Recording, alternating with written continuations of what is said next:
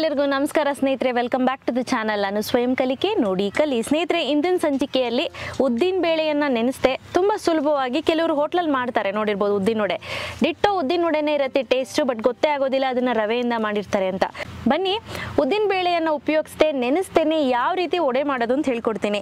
So ಮೊದಲನೇದಾಗಿ ಇಲ್ಲಿ medium ರವೆ, ಉಪ್ಪಿಟ್ಟು ರವೆಯನ್ನು ತೆಗೆದುಕೊಂಡಿದ್ದೀವಿ. ಸುಮಾರು ಅರ್ಧ ಕೆಜಿಯಷ್ಟು ಉಪ್ಪಿಟ್ಟು ರವೆ, ಕರೆಕ್ಟಾಗಿ ಅರ್ಧ ಕೆಜಿ ಬೇಕಾಗುತ್ತೆ ಸ್ನೇಹಿತರೆ.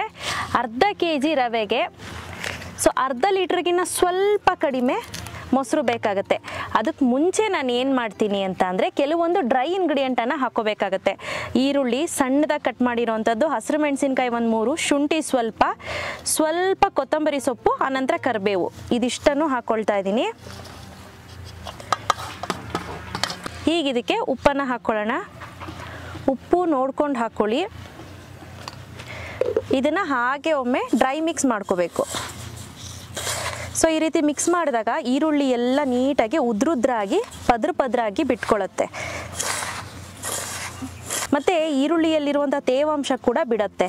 ಈಗ ಆಲ್ರೆಡಿ ಉಪ್ಪು ಹಾಕಿದ್ದೀವಿ, ಸೊ ಹಾಗಾಗಿ ತೇವಾಂಶ ಕೂಡ ಬಿಡ್ತಾ ಹೋಗುತ್ತೆ. ಸೊ ಈಗ ಆಯ್ತಲ್ವಾ. ಈಗ ನೆಕ್ಸ್ಟ್ ನಾನು ಏನು ಮಾಡ್ತೀನಿ ಅಂದರೆ, ಇಲ್ಲಿ ಅರ್ಧ ಲೀಟ್ರ್ ಮೊಸರಿದೆ, ಬಟ್ ನಾನು ಸಂಪೂರ್ಣವಾಗಿ ಬಳಸಲ್ಲ, ಸ್ವಲ್ಪ ಉಳಿಸ್ಕೊಳ್ತೀನಿ. ಸಾಕು. ಸುಮಾರು ಒಂದು 400 ml ನಷ್ಟು ಮೊಸರನ್ನ ನಾನು ಬಳಸಿದ್ದೀನಿ. ಈಗ ನೀಟಾಗಿ ಈ ರೀತಿ ಕಲಿಸ್ಕೊಳ್ಳೋಣ. ನೋಡಿ, ಈ ರೀತಿ ಕಲಸಿಟ್ಕೋಬೇಕು. ನೀವು ನೋಡ್ತಾ ಇರ್ಬೋದು, ಸಾಕಾಗತ್ತೆ. ಈಗ ಫಾರ್ ಎಕ್ಸಾಂಪಲ್ ನಿಮ್ಗೆ ಗೊತ್ತಾಗಲಿಲ್ಲ ಅಂದರೆ 1 ಕಪ್ನಷ್ಟು ರವೆಗೆ 1 ಕಪ್ಗಿನ್ನ ಸ್ವಲ್ಪ ಕಡಿಮೆ ಮೊಸರನ್ನ ತೆಗೆದುಕೋಬೇಕಾಗತ್ತೆ. ಈಗ ನಾನು ಏನು ಮಾಡ್ತೀನಿ ಅಂದರೆ, ಇದನ್ನು ಕ್ಲೋಸ್ ಮಾಡಿ ಮಿನಿಮಮ್ ಅಂದರೂ ಒಂದು 20 ನಿಮಿಷನಾದರೂ ಇದನ್ನು ಮುಚ್ಚಿ ಹಾಗೆ ಇಡಬೇಕು. ಸೊ 20 ನಿಮಿಷದ ನಂತರ ಸಿಗ್ತೀನಿ. ಎಸ್, ಈಗ ಸುಮಾರು ಒಂದು 20 ನಿಮಿಷಗಳ ಕಾಲ ನೆನೆಸಿದ್ದೀವಿ. ಈಗ ನೋಡ್ತಾ ಇರ್ಬೋದು ತುಂಬ ಗಟ್ಟಿಯಾಗಿದೆ. ಸೊ ಈಗ ಇದಕ್ಕೆ ಸ್ವಲ್ಪ ಮೊಸರು ಹಾಕೊಳ್ಳೋಣ. ಸುಮಾರು ಒಂದು 2 ಟೇಬಲ್ ಸ್ಪೂನಷ್ಟು ಕಡಿಮೆ ಆಗಿದೆ. ಸೊ ಒಂದು 2 ಟೇಬಲ್ ಸ್ಪೂನಷ್ಟು ಮೊಸರನ್ನ ಹಾಕ್ಕೊಳ್ತಾ ಇದ್ದೀನಿ. ಮೊಸರು ಹಾಕಿ ಮತ್ತೆ ಚೆನ್ನಾಗಿ ಕಲಿಸ್ಕೊಳ್ಳೋಣ.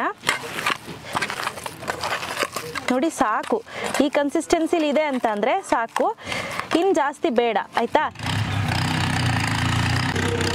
ಈಗ ಸುಮಾರು ಒಂದು ಅರ್ಧ ಟೀ ಸ್ಪೂನ್ನಷ್ಟು ಅಡುಗೆ ಸೋಡಾ, ನಾವು ಅಡುಗೆಗೆ ಉಪಯೋಗಿಸ್ತೀವಿ ನೋಡಿ, ಅದೇ ಸೋಡಾನ ನಾನಿಲ್ಲಿ ಬಳಸಿದ್ದೀನಿ. ಇದು ಆ್ಯಕ್ಟಿವೇಟ್ ಆಗಬೇಕು ಅಂದರೆ ಸುಮಾರು ಒಂದು 2 ಟೀ ಸ್ಪೂನ್ನಷ್ಟು ನೀರನ್ನು ಹಾಕ್ಕೊಳ್ಳೋಣ. ತುಂಬ ಜಾಸ್ತಿ ಬೇಡ. ಹಾಗೆ ನೀರು ಹಾಕ್ತೆ ಕಲಿಸಿದ್ರೆ ಆ್ಯಕ್ಟಿವೇಟ್ ಆಗೋದಿಲ್ಲ. ಸೊ ಹಾಗಾಗಿ ಸ್ವಲ್ಪ ನೀರನ್ನು ಹಾಕ್ಕೊಳ್ಳೋದು ಅವಶ್ಯಕತೆ ಇದೆ. ಸೊ ಈಗ ನೋಡಿ, ನೀಟಾಗೆ ಕಲಿಸ್ಕೊಳ್ತಾ ಇದ್ದೀನಿ. ಕಲಸಿದ್ದಾಗಿದೆ. ಕನ್ಸಿಸ್ಟೆನ್ಸಿ ಕರೆಕ್ಟಾಗಿದೆಯಾ ಅಂತ ನೋಡ್ಕೊಳ್ಳೋಣ. ಒಂದು ಈ ರೀತಿ ತೆಗೆದುಕೊಂಡು ನೋಡಿ, ಕೈಯನ್ನು ತೇವ ಮಾಡಿಕೊಂಡು ಈ ರೀತಿ ಪ್ರೆಸ್ ಮಾಡಿ, ಸೇಮ್ ಉದ್ದಿನ ವಡೆ ಹೇಗೆ ಮಾಡ್ತೀವೋ ಅದೇ ಆಕಾರದಲ್ಲಿ ತೆಗೆದುಕೊಂಡು ಹೋಗಿ ಇದನ್ನು ಎಣ್ಣೆಗೆ ಹಾಕಿದ್ರೆ ಆಯಿತು ಸ್ನೇಹಿತರೆ, ಕಂಪ್ಲೀಟಾಗಿ ಸಿದ್ಧವಾಗುತ್ತೆ. ಬನ್ನಿ, ಈಗ ನೆಕ್ಸ್ಟು ಎಣ್ಣೆಗೆ ಹಾಕಿ ಡೀಪ್ ಫ್ರೈ ಮಾಡ್ಕೊಳ್ಳೋಣ. ಸೊ ಈಗ ನೋಡಿ, ಕೈನ ಸ್ವಲ್ಪ ತೇವ ಮಾಡ್ಕೊಳ್ಳಿ. ಸ್ವಲ್ಪ ಪ್ರಮಾಣದಲ್ಲಿ ಹಿಟ್ಟನ್ನು ಈ ರೀತಿ ತೆಗೆದುಕೊಂಡು ನೋಡಿ, ಈ ರೀತಿ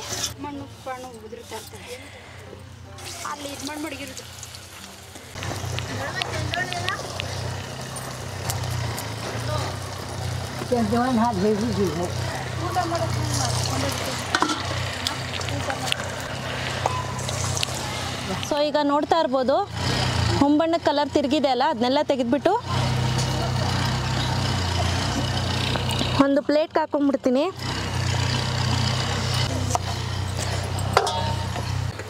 ಸೊ ಈಗ ನೋಡಿ, ಒಳ್ಳೆ ಹೊಂಬಣ್ಣ ಕಲರ್ ಬಂದಿದೆ. ಈಗ ಇದನ್ನೆಲ್ಲ ತೆಗೆದ್ಬಿಡ್ತೀನಿ. ತುಂಬ ಬೇಗನೂ ಆಗುತ್ತೆ. ಕೇವಲ ಒಂದು ಅರ್ಧ ಗಂಟೆಯಲ್ಲಿ ನಿಮಗೆ ವಡೆ ಸಿದ್ಧವಾಗುತ್ತೆ. ಉದ್ದಿನ ವಡೆಗೂ ಇದಕ್ಕೂ ಏನು ಡಿಫ್ರೆನ್ಸ್ ಇಲ್ಲ. ಈಗ ಒಂದೊಂದಾಗಿ ತೆಗೆದು ಈ ರೀತಿ ಬೌಲ್ಗೆ ಹಾಕ್ಕೊಳ್ತಾ ಇದ್ದೀನಿ. ಒಂದು ನೋಡ್ತಾ ಇರ್ಬೋದು, ಒಳ್ಳೆ ಕಲರ್ ಕೂಡ ಬಂದಿದೆ. ನೋಡಿ ಎಷ್ಟು ಚೆನ್ನಾಗಿ ಬಂದಿದೆ ಎಲ್ಲನೂ. ನಾವು ನೆನ್ಸ್ ಮಾಡೋದಕ್ಕಿಂತ ಈಗ ಇನ್ಸ್ಟೆಂಟಾಗಿ ಮಾಡ್ಕೊಬೋದು, ತುಂಬ ಚೆನ್ನಾಗಿರುತ್ತೆ. ಇದು ಚಟ್ನಿ ಜೊತೆ ಸೂಪರ್ ಕಾಂಬಿನೇಷನ್ನು. ಎಸ್, ರೆಡಿ ಇದೆ ವಡೆಗಳು. ಈಗ ಇದಕ್ಕೆ ಸ್ವಲ್ಪ ಚಟ್ನಿ ಜೊತೆ ಸರ್ವ್ ಮಾಡ್ತಾ ಇದ್ದೀನಿ. ಸೊ ಹೇಗಿದೆ ಅಂತ ಒಂದು ಟೇಸ್ಟ್ ಮಾಡೋಣ. ನೋಡಿ, ಒಳಗಡೆ ಸಂಪೂರ್ಣವಾಗಿ ನೀಟಾಗಿ ಬೆಂದಿದೆ. ನಮಗೊಳಗಡೆ ಹಿಟ್ಟಿಟ್ಟಾಗಿದೆ ಅಂತ ಏನಿಲ್ಲ. ಸೊ ಚಟ್ನಿ ಜೊತೆ ನಾನು ಟೇಸ್ಟ್ ಮಾಡ್ತಾ ಇದ್ದೀನಿ.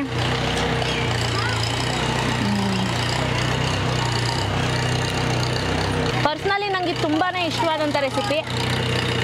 ಎಸ್, ನೋಡಿದ್ರಿ ಅಲ್ವಾ ಯಾವ ರೀತಿ ತುಂಬ ಸಿಂಪಲ್ ಆಗಿ ಉದ್ದಿನ ಬೇಳೆಯನ್ನು ನೆನೆಸ್ದೆ ಈಸಿಯಾಗಿ ಉಡೆ ಮಾಡೋದು ಅಂತ. ನೀವು ಕೂಡ ನಿಮ್ಮ ಮನೆಗಳಲ್ಲಿ ಒಮ್ಮೆ ಟ್ರೈ ಮಾಡಿ ಹೇಗೆ ಬಂತು ಅಂತ ನಿಮ್ಮ ಅನಿಸಿಕೆ ಅಭಿಪ್ರಾಯನ ನನಗೆ ತಿಳಿಸ್ಬೇಕಾಗಿ ಕೇಳ್ಕೊಳ್ತೀನಿ. ಮತ್ತಷ್ಟು ಈಸಿ ಹಾಗೂ ಇಂಟ್ರೆಸ್ಟಿಂಗ್ ವಿಡಿಯೋ ಒಂದಿಗೆ ಮುಂದಿನ ಸಂಚಿಕೆಯಲ್ಲಿ ಭೇಟಿ ಆಗ್ತೀನಿ. Till then take care, bye, thanks for watching.